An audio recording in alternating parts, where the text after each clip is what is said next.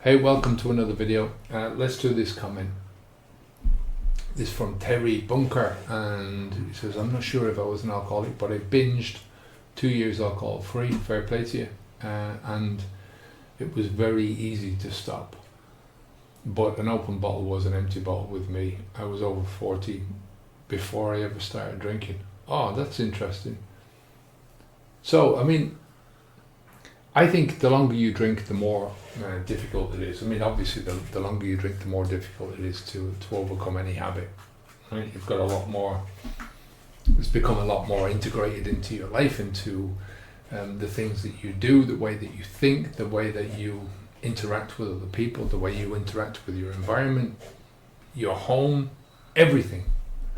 The more you drink, the more any habit becomes a part of your life, or the more your life becomes a part of the habit, right? The more it goes down that road, I think the more difficult to overcome it is then, because you're not only overcoming that part of it, the alcohol, but you've got to unpick all the rest of it as well. When I'm coaching people, most of the people that I coach they started when they were young, right? Most people started when they were in their teenage years, some early teenage years like myself. But I've had a couple who started when they were older, who started drinking and smoking when they were older. I found the same with smoking as well, and that it makes an interesting kind of thing, because it's easy for them to stop drinking, but their difficulty then is finding. They started for different reasons. When you start later in life, it's a different reason than when you start when you're a kid. I started at 12, and I hadn't got a clue what I was doing. I just saw other people doing it, my parents, other people around me, and I wanted to copy them. I wanted to be a man, I was a kid, a young kid, a boy. It's much different to you making the decision to drink when you're 40. You're doing it because of a reaction to either people around you or the environment, contextual. So it's, you're working with people who are drinking. I've heard of people who one of my clients was, they got a job in Japan, I think it was either Japan or China. And part of that system of, I'm not sure if it was negotiating or it was they were sealing a deal with people. I think that was it. I think they were sealing the deal, and part of that was drinking alcohol, and that they felt that they couldn't get away with it. They couldn't get away with not drinking, so they started drinking then, which was I'm not sure, because I always thought about that. How would I deal with that in that situation if I was now? Let's say I got some mad contract of somebody offered me a load of money for my videos, right, in Japan, and and I had to go over there and do a deal with them.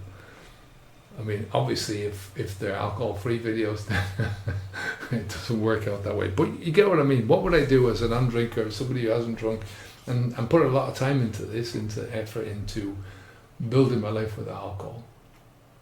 How would I get around that? I wouldn't take the deal. I wouldn't do it. It's just, like I said, there's no amount of money that could get me to step back across that line and to go into that life again. So yeah. So I think it's just something. It's not only about how the young brain develops and is more susceptible to building a habit or to maintaining a habit, not maintaining it, but to creating a habit in the first place, right? To everything involved around that. You've got, quite stupid when we're younger. So we're more impressionable, let's put it like that. So I think it's easier for the habit to embed when you're young. But also, you're more interested, you're more susceptible to peer pressure, you're more susceptible to the things that are going around you, to your own emotions and your own emotional to being able to fit in, I think, and a lot of your emotions are revolve around that, you know, fitting in with society, fitting in with your friends, fitting in with your group, not being told that you're an idiot or you're boring or any of those things. So anyway, I'm not sure if I was an alcoholic. I don't think so. That an empty bottle was an open bottle was an empty bottle. I think you just get to that stage. That's a tolerance thing. I think the more that you drink, the more that you tolerate. You know, your body is quite capable of doing that, and it's quite capable of doing that fairly fast.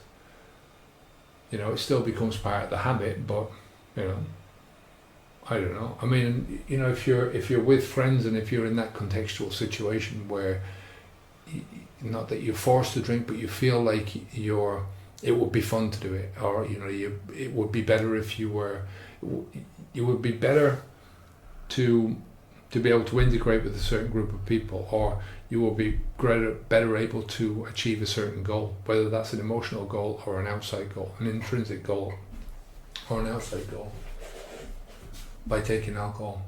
I don't know.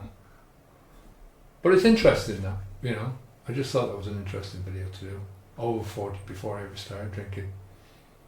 You know, if you're drinking with other people, then that tolerance level can be affected by outside influence as well, you know, forcing you to drink more. If you're drinking with people who are used to drinking and you get into a round with them and you are trying to keep up with them, maybe you get drunker quicker, but then your body will start to tolerate that very quickly. So, you know, maybe that's the reason. I don't know, you know, from the comment, how quickly you got into it, how quickly you developed that tolerance to be able to drink a full bottle, or that you wanted to, I mean, I'm presuming that you're implying that once you opened the bottle that you wouldn't stop until you got there. But it's binge drinking, I'm presuming as well that you say that you weren't doing it all the time, that you were doing it in one session or two sessions. So anyway, I'm glad that you've stopped 2 years alcohol free.